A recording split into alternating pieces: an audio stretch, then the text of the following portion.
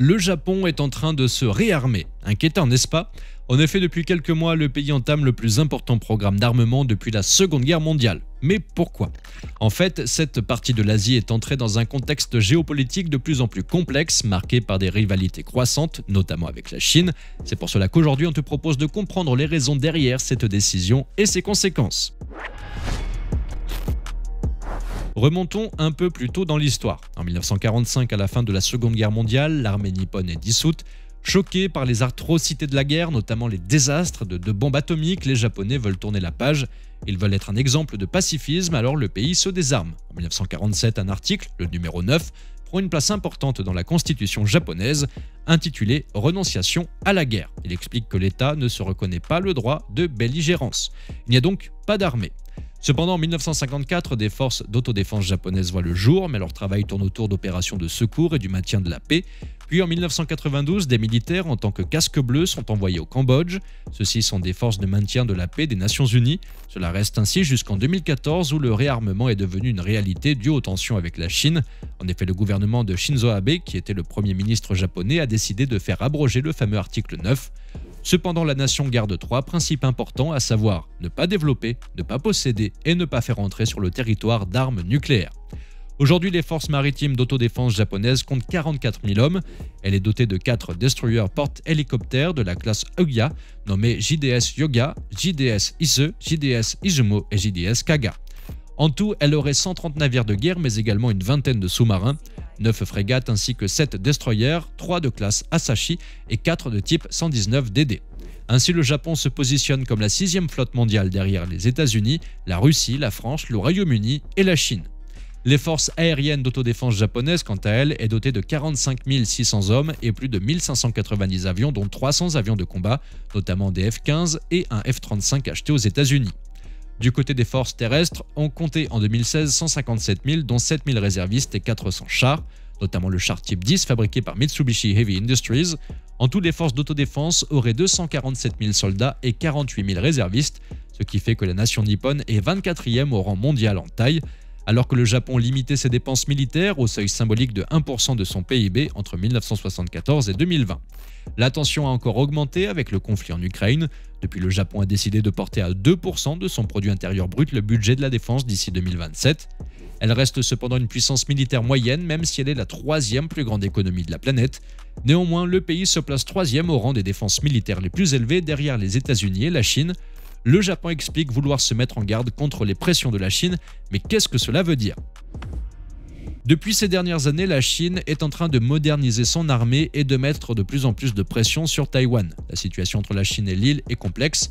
En quelques mots, l'Empire du Milieu considère que Taïwan fait partie intégrante de son territoire.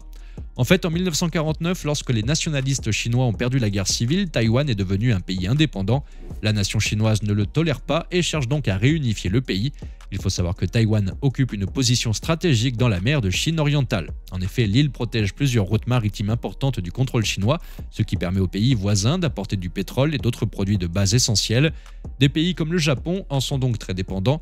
Contrôler l'île permettrait donc à la Chine de renforcer sa position dans la région et de lui donner un meilleur accès à l'océan Pacifique. Cependant, ce serait un réel problème pour la nation nippone. La Chine, quant à elle, met un peu plus de 2% de son PIB dans son budget militaire. De plus, ces dernières années, le pays ne cesse de moderniser son armée. Par exemple, ses capacités navales ont fortement augmenté et elles sont maintenant aussi avancées que celles des États-Unis. Pourtant, il y a encore quelques années, le pays était à la traîne. Pareil du côté aérien, où l'État chinois est 3e derrière les États-Unis et la Russie. En effet, l'Empire du Milieu est doté de 2800 avions, dont 2500 de combat. Quant à son armée terrestre, elle est composée de 975 000 hommes. La Corée du Nord est un autre pays à ne pas négliger. En effet, l'augmentation de ses essais nucléaires et balistiques inquiète grandement la nation nippone. De fait, il est supposé que la Corée du Nord ait la capacité d'attaquer le pays du soleil levant avec des armes nucléaires montées sur des missiles balistiques. Le Japon veut donc se protéger. Ainsi, en 2021, quelques mois après son élection, le nouveau Premier ministre japonais Fumio Kishida a annoncé vouloir augmenter le budget militaire à 68 milliards de dollars d'ici 2027. En effet, il est promis que celui-ci sera doublé d'ici 5 ans. La chercheuse Valérie Niquet de la Fondation pour la recherche stratégique explique ce geste.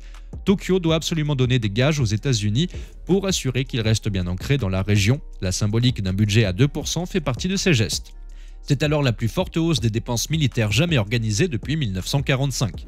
L'objectif est d'avoir toutes les capacités nécessaires pour une contre-attaque. Cela passe notamment par l'achat de missiles à longue portée capables de frapper des navires de guerre et des cibles telles que la Chine et la Corée du Nord. Le Premier ministre ajouta « C'est ma réponse à tous les défis sécuritaires auxquels nous devons maintenant faire face ». Il faut aussi savoir qu'en 2020, il était annoncé que d'ici 2030, un nouvel avion de chasse 100% japonais devrait voir le jour.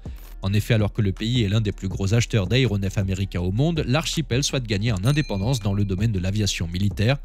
Cependant, en 2022, il est annoncé que cet avion verra le jour grâce à la collaboration entre le Japon, le Royaume-Uni et l'Italie avec un programme baptisé Global Combat Air Programme, alias GCAP. Une première pour le Japon qui pourra tirer profit des technologies de pointe de ses associés. Nommé F3, beaucoup de mystères planent toujours autour de cet avion de nouvelle génération. Cependant, on sait que la production devrait commencer vers 2030 et qu'un prototype devrait être déployé d'ici 2035. Le projet sera tenu par le britannique BAE Systems et l'italien Leonardo. Du côté du Japon, ce sera par le conglomérat Mitsubishi. Anciennement Zaibatsu, il était déjà un acteur important complexe militaro-industriel japonais avant la fin de la Seconde Guerre mondiale. Cependant, il faut savoir que ce n'est pas la première fois que le Japon se lance dans un prototype nippon. En effet, en 2016, le X-2 Shinshin est dévoilé. Le prototype d'avion de chasse 5e génération a lui aussi été développé par Mitsubishi. Axé sur la furtivité et la guerre électronique, il mesure 14 mètres de long et 9 mètres de large. D'ailleurs, son design devrait être repris dans le développement de l'avion F3. Le X-2 Shinshin est doté de la poussée vectorielle tridimensionnelle. Cela veut dire qu'elle est dirigée par 3 palettes situées sur chaque tuyère. Du côté commande de vol électrique, il a été décidé d'utiliser la fibre optique au lieu des câbles traditionnels. Le but ici est d'obtenir un débit de données plus élevé et une immunité aux perturbations électromagnétiques. Cet appareil a également un radar à antenne active ainsi qu'une technologie nommée fonction d'auto-réparation des contrôles de vol. Elle devrait permettre à l'avion de détecter automatiquement si des dégâts apparaissent sur les gouvernes de direction de l'appareil. Il sera alors possible d'ajuster l'utilisation des gouvernes restantes pour permettre à l'avion d'atterrir sans problème. Même avec le F3, la nation nippone espère ici renforcer ses relations avec ses alliés, notamment européens et américains, mais également s'imposer comme une puissance militaire importante. On voit donc que le Japon, en lançant son programme d'armement le plus ambitieux depuis la Seconde Guerre mondiale, cherche à se protéger, mais aussi à s'imposer sur la scène internationale, notamment face à la Chine et la Corée du Nord. En effet, les différents projets d'armement de ses voisins, qui ne font que se multiplier, plongent le pays du soleil levant dans l'angoisse. Ainsi, le maintien de l'équilibre entre ces différents pays deviendra un défi majeur pour la diplomatie internationale. Mais est-ce que cela sera suffisant pour assurer la stabilité de la région et surtout l'indépendance de Taïwan ?